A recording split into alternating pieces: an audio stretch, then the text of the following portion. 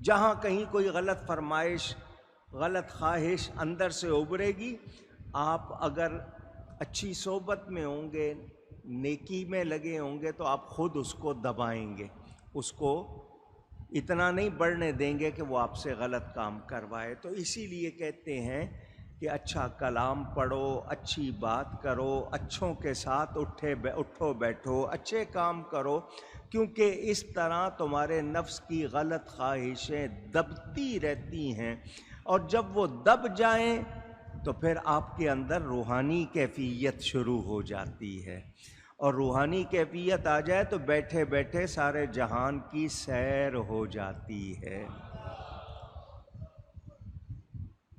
آپ لوگوں نے کبھی توجہ نہیں دی، آپ نماز پڑھتے ہوئے شروع کرتے ہیں ہاتھ اٹھا کر، کانوں تک ہاتھ لے جاتے ہیں۔ یہ جو ہاتھ اٹھانے کا مطلب کیا ہے؟ سرنڈر کرنا، دنیا کو آپ نے چھوڑ دیا۔ آپ کے ہاں ہاتھ اٹھائے جاتے ہیں نا ایسے کسی موقع پہ، انہوں نے کہاں سے لیا ہے؟ سرنڈر کرنا، کہ جی نہیں اب میں کچھ نہیں کر رہا، آپ نے اپنے آپ کو سرنڈر کر دیا، یعنی سپرد کر دیا۔ تو جب آپ ہاتھ اٹھاتے ہیں تو دنیا کو آپ سرنڈر کر کے اللہ کی بارگاہ میں چلے جاتے ہیں۔ اگر واقعی سچی نماز نصیب ہو جائے تو روحانی معراج ہے، آپ کی سیر شروع ہو جاتی ہے۔ ہمیں بھولی باتیں یاد آنے لگتی ہیں، ہمارے وسوسے اور یہ وہ ہمیں ادھر لے جاتی ہیں۔ اللہ والوں کی نماز کیسی نماز؟ حضور صلی اللہ علیہ وسلم جنت دیکھ رہے ہیں، حضرت عمر پوری پلاننگ کر رہے ہیں جہاد کی۔ آپ نے نماز ختم کی تو آپ سلام کرتے ہیں، اور سلام کب کیا جاتا ہے؟ جب کہیں سے آئیں، تو آپ کہیں سے سیر کر کے آئے ہیں نا جو سلام کر رہے ہیں، تو وہ سیر اگر واقعی آپ محسوس کر لیں تو آپ کا دل نماز میں اتنا لگے، آپ کا کسی اور کام کو دل ہی نہ چاہے، کسی اور کام کو دل ہی نہ چاہے، کیونکہ اس سیر میں مزہ کتنا آئے گا پھر۔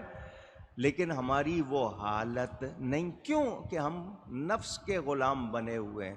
ہمیں نفس کو اپنا غلام بنانا ہے، نفس کا غلام نہیں بن، خواہشات کے بندے، یہ ہو جائے وہ ہو جائے، بس اسی میں گم۔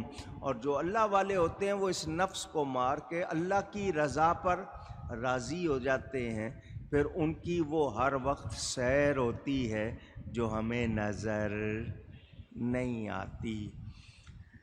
یہ اصلاح کرنا، اپنے آپ کو سنوارنا، سدھارنا، اس کے طریقے بتائے جاتے تھے۔ اس طرح بیٹھو، اتنی دیر یہ ذکر کرو، یوں جناب آپ کے اندر سے زنگ اترے، دل صاف ہو جائے، روح کے اندر آپ کے اندر صفائی آئے، خواہشات جو ہیں وہ کچلی جائیں۔ مگر ہم خواہشات کو پالتے ہیں، اس لیے وہ کیفیت ہمیں حاصل نہیں، اور اللہ والے اپنی خواہشات کو مار دیتے ہیں، پھر اللہ وہ کمال عطا فرماتا ہے، وہ جو چاہتے ہیں اللہ کر دیتا ہے۔ تو یہ کوئی مشکل نہیں ہے، مگر جس کو جستجو ہو، طلب ہو، وہی کرتا ہے، دوسرا کرتا نہیں۔ آپ کو کوئی چیز لینی ہو، قطار لگا لیں گے، گھنٹہ 2 گھنٹے لائن لگا لیں گے، دنیا کی چیز کے لیے کر لیتے ہیں، روحانیت کے لیے ہم محنت کرتے نہیں۔ اللہ تعالی ادب عطا فرمائے۔ عاقل پر، عقل والے پر لازم ہے کہ حضرت سلیمان علیہ السلام کا واقعہ سن کر اور ان کی باتیں جان کر کہ وہ آسمانوں پر اڑ بھی رہے ہیں، زمین کی گہرائیوں کی انہیں خبر، آسمان کی وسعتوں کی خبر، بلندی کی خبر، پرندے، چونٹیاں، جانور ان سے باتیں کر رہے ہیں، تو وہ نبوت کے اعلیٰ مرتبے پر بھی ہیں، بادشاہ بھی ہیں۔ تو یہ سب کچھ سیکھ کر عاجزی سیکھو، بندگی سیکھو، شکر کرنا سیکھو، کفران نعمت سے بچو، اور اللہ کی رضا اختیار کرو۔ صرف بولی سیکھ لینا نہیں، بولی سیکھنے کی اصل وجہ کہ کمال کیا ہے کہ آپ رب کو راضی کریں، آپ سے رب باتیں کرے، تب مزہ آئے نا۔ اور اتنا مرتبہ ملنے کے بعد عاجزی آئے، اکڑ نہ آئے. جس میں اکڑ آ جاتی ہے پھر اس میں کچھ رہتا. یہ بڑی بری چیز ہے، بہت بری چیز ہے. تھوڑی سی بھی آ جائے، جس میں آ جائے اس کو خراب ضرور کرتی ہے. آپ کے ہاں کہاوت ہے غرور کا سر نیچا. غرور ابال کو کہتے ہیں، ذرا سا ابال آیا ٹھوکر لگ جاتی ہے. چھوٹی سی مکھی آپ کے غرور کو توڑ کے رکھ دیتی ہے.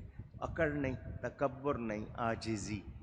اور جو عاجزی کرتا ہے، من تواضع للہ فقد رفعہ اللہ، جو اللہ کے لیے عاجزی زیادہ کرے اللہ اس کو بلند بھی زیادہ کرتا ہے.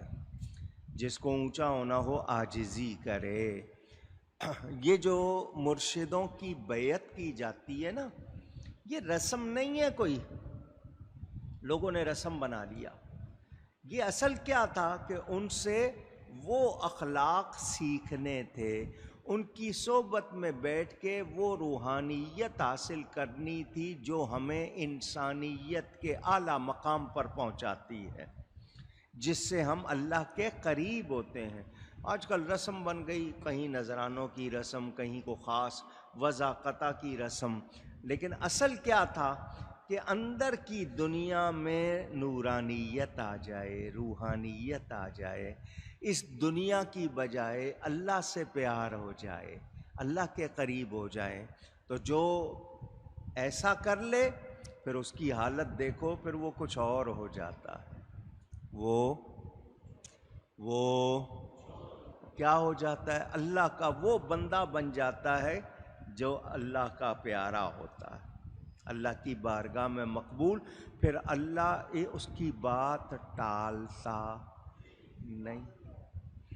ہم کہتے ہیں جی ہماری دعائیں قبول نہیں ہوتی، یہ نہیں ہوتا، وہ نہیں ہوتا. تو اللہ کے بندے بن کے تو دیکھو. جب اس کے بندے بن جاؤ گے پھر وہ تم پر اتنی مہربانی، تم پکارو گے یا ربی، وہ کہے گا لبیک یا عبدی، بول میرے بندے کیا چاہتا ہے. پھر اللہ سے باتیں ہوں گی، پھر اللہ کی بارگاہ میں آپ کو قرب ملے گا. تو ہم اللہ تعالیٰ کے صحیح بندے بن جائیں. کیا بن جائیں؟ صحیح بندے بن جائیں. حضرت سلیمان علیہ السلام اللہ تعالیٰ کی عطا سے، اللہ نے ان کو ملک عطا فرمایا تھا نا، تو ملک چلانے کی سمجھ بھی عطا کی تھی. آپ کے ہاں امیدوار ہوتے ہیں الیکشن میں، حالانکہ مجھے سمجھ نہیں آئی آج تک. ایک جملہ بولتے ہیں اردو والے، جی الیکشن لڑ رہا ہوں. جس چیز کی ابتدا لڑنے سے کریں گے اس میں خیر کہاں سے آئی؟ آپ کہیں الیکشن میں حصہ لے رہا ہوں، آپ کہتے ہیں الیکشن لڑنا ہے. یہ لڑنے کا لفظ پتہ نہیں کیوں لگا لیا. بہرحال امیدوار بنتے ہیں کہ مجھے عہدہ ملے، اس کے لیے کروڑوں روپے خرچ کرتے ہیں. تو جو آدمی 5-10 کروڑ خرچ کر کے جائے گا اس کی نیت کیا ہوگی کہ وہ 50-100 کروڑ روپے کمائے.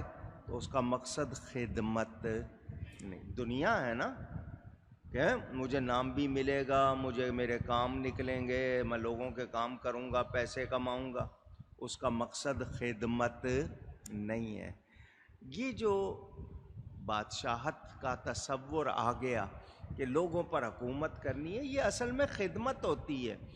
ہمارے ہاں یہ کہ خدمت لی جاتی ہے، خدمت کی نہیں ہے.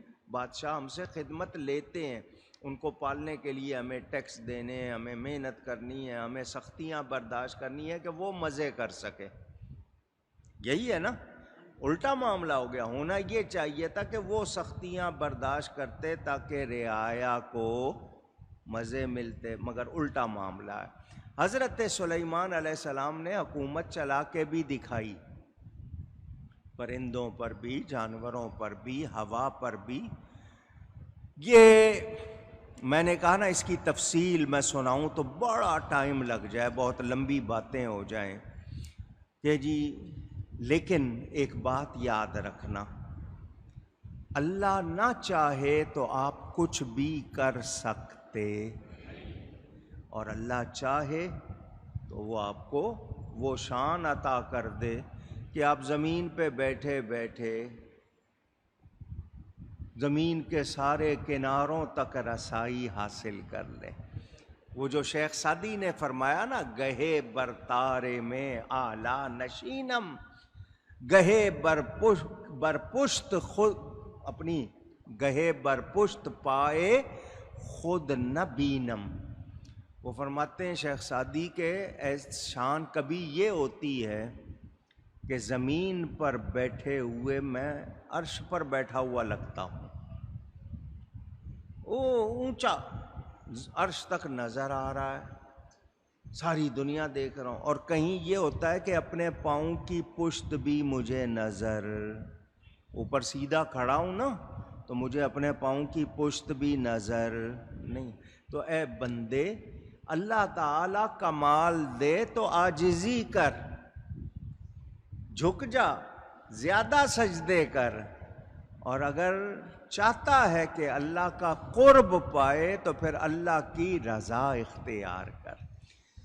حضرت سلیمان علیہ السلام کو اللہ نے کتنے کمال دیے، نبیوں کو کتنے کمال دیے، اور پھر جسے اللہ تعالی سے محبت ہو جائے پھر اس کے لیے دنیا میں کوئی دلچسپی رہتی، اونچی کہیں گے، دنیا استعمال کرتے ہیں مگر دنیا سے دلچسپی نہیں، اور ہماری تو ساری کوشش ہی دنیا کے لیے، دنیا دنیا دنیا، اس دنیا نے کسی سے بھی وفا نہیں کی۔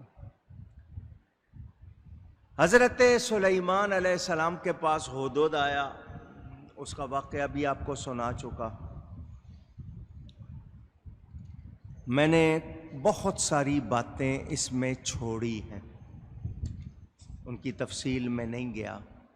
اب جو بات کر کے آگے بڑھنا ہے وہ یہ کہ حضرت سلیمان علیہ السلام اور ان کے والد دونوں اللہ کے نبی، انہیں اللہ تعالی نے جو شان عطا فرمائی، جو مقام عطا فرمایا، اس میں ان کے لیے نعمت اور دوسروں کے لیے عطا، لوگوں کو کتنی زیادہ ان کے وجہ سے سہولتیں ملیں، کتنی ان کو آسانیاں ملیں، یہ ان سب نے اس انعام کو پایا۔ یہاں سے پتہ چلا کہ اگر بادشاہ نیک ہو تو رعایا کو راحت ملتی ہے، آسانیاں ملتی ہیں، خوشیاں ملتی ہیں، اور اگر بادشاہ اچھا نہ ہو تو پھر